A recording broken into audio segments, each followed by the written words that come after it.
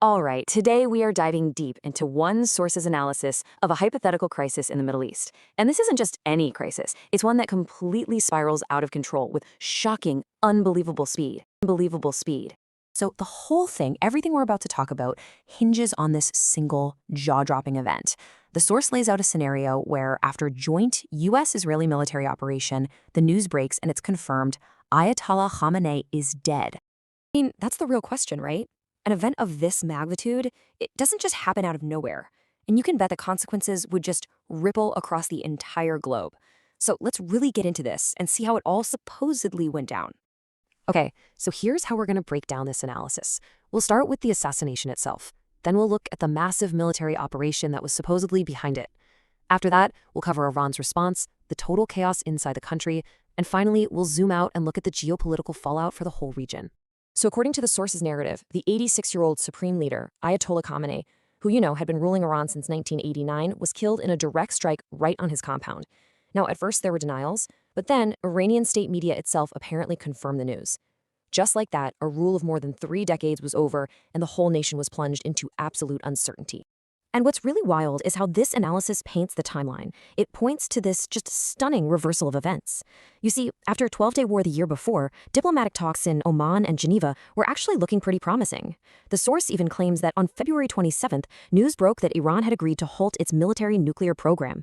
And yet, literally 24 hours later, the attack was launched. It's just whiplash. So that brings us to the military action itself. The source describes this massive, coordinated assault. The U.S. apparently codenamed its part Operation Epic Fury, while Israel called theirs Operation Lion's Roar, which is a pretty symbolic name, clearly meant to evoke the ancient Persian Empire. And the scale of this whole operation, at least as it's laid out here, is just staggering. The source claims that Israel alone deployed an aerial fleet of 200 fighter jets. 200! It's described as the largest in the nation's history, and they supposedly fired over 1,200 munitions. Just wow. And look, this wasn't some small, localized strike either. The attacks were incredibly widespread, hitting targets in 24 out of Iran's 31 provinces. The goal here, according to this analysis, was pretty clear: inflict maximum damage and just completely dismantle Iran's military and its entire leadership structure. So what exactly did they hit? Well, the target list was huge. We're talking key nuclear facilities like Fordo and Natanz, government buildings, the Ministries of Defense and Intelligence, and even the Ayatollah's own compound. They also apparently took out high-value military targets, including the commander-in-chief of the IRGC, the Islamic Revolutionary Guard Corps. But then the source makes this absolutely horrifying claim about the civilian toll, that a strike hit an elementary school, killing 148 children. Okay, so what about Iran's response? How do they react?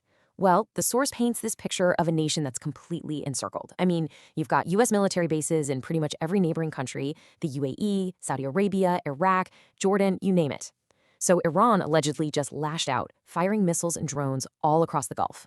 And you can really see the asymmetrical nature of this conflict right here. The comparison is just stark. The U.S./Israeli strikes were described as precise. They decapitated the regime and hit their strategic goals. But Iran's retaliation? I mean, yeah, it was widespread. They targeted bases and even civilian areas in the UAE, Qatar, Bahrain. But according to the source, it was largely ineffective. It apparently resulted in very few casualties and actually backfired, uniting the Gulf states against Iran's aggression. So all of this is happening externally. But what about the situation inside Iran? This analysis argues that the regime wasn't just collapsing from these attacks. No, it was also crumbling from within. It was fighting a desperate battle on 2 separate fronts. And this really illustrates the incredible pressure the regime was under. I mean, think about it. On one side, you've got these devastating military strikes, and on the other side, you have a full-blown domestic crisis. Hyperinflation so bad that it's 1.7 million rials to the dollar.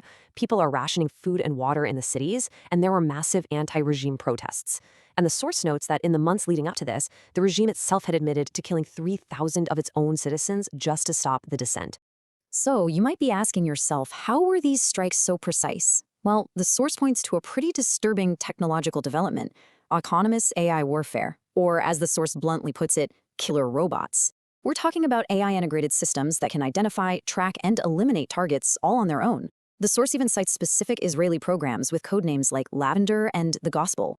So to make this less abstract, the analysis actually breaks down how a system like Lavender supposedly works.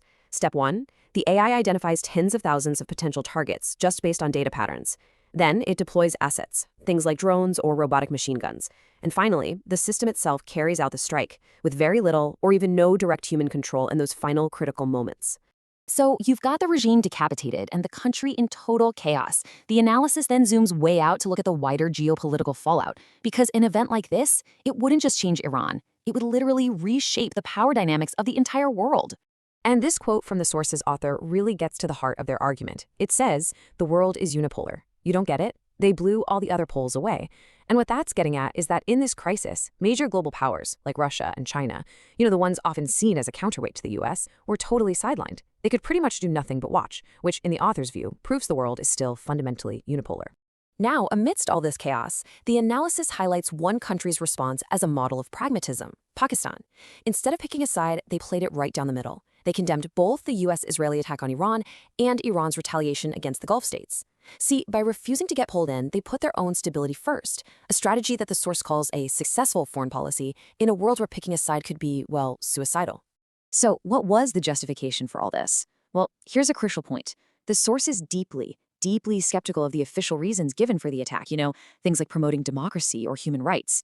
It points to the absolute disasters of similar interventions in Iraq, Libya, and Afghanistan, and argues that the real motives were much more strategic, controlling the Strait of Hormuz, securing oil supplies, and of course, neutralizing a nuclear threat. And all of this leaves us with a final, really provocative question that comes straight from the source's conclusion. In a world with unchecked power, where one country can act with this kind of impunity and old alliances don't seem to mean much, is pragmatism the only real path to survival? Is the best a nation can do just to be pragmatic and avoid a fight at all costs?